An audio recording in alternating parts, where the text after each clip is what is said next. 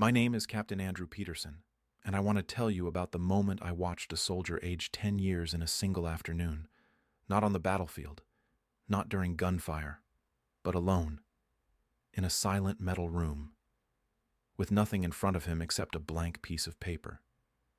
This is the story of the letter Sergeant Michael Anderson never wanted to write.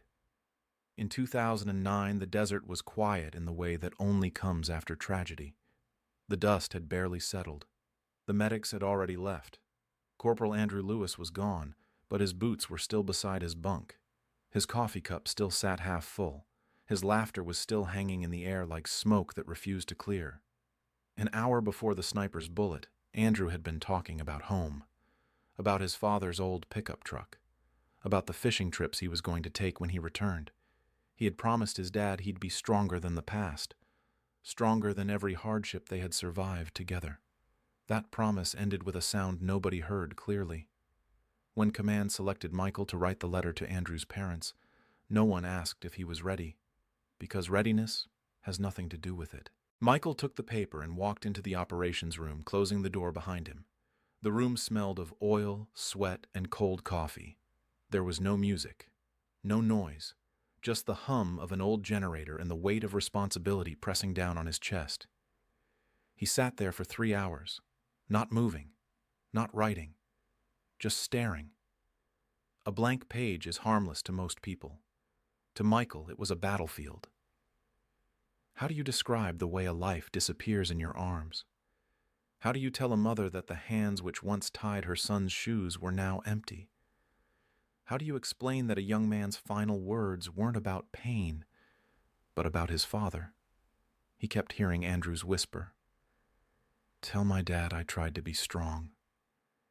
Those words tore through him more violently than any explosion. He picked up the pen, put it down, picked it up again. His hands trembled. Finally he wrote, not as a soldier, not as a sergeant, but as a brother. He wrote slowly, shaping every word like glass, terrified of cutting someone he would never meet. Your son was not afraid. He was protecting others. He was a brother to all of us. He stared at the sentence after he finished it, because it was true, and because truth sometimes hurts more than lies ever could. When he folded the paper, it felt like folding a life. Michael stepped outside. The Afghan sun was setting behind the mountains, throwing long shadows across the camp. Men were laughing nearby, pretending the world was still normal.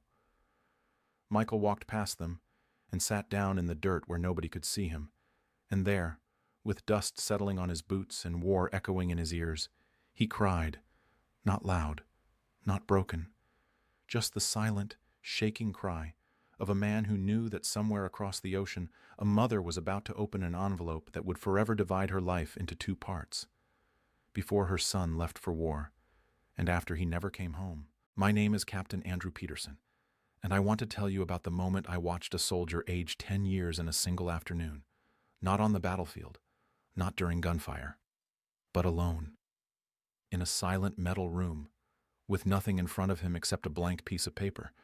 This is the story of the letter Sergeant Michael Anderson never wanted to write.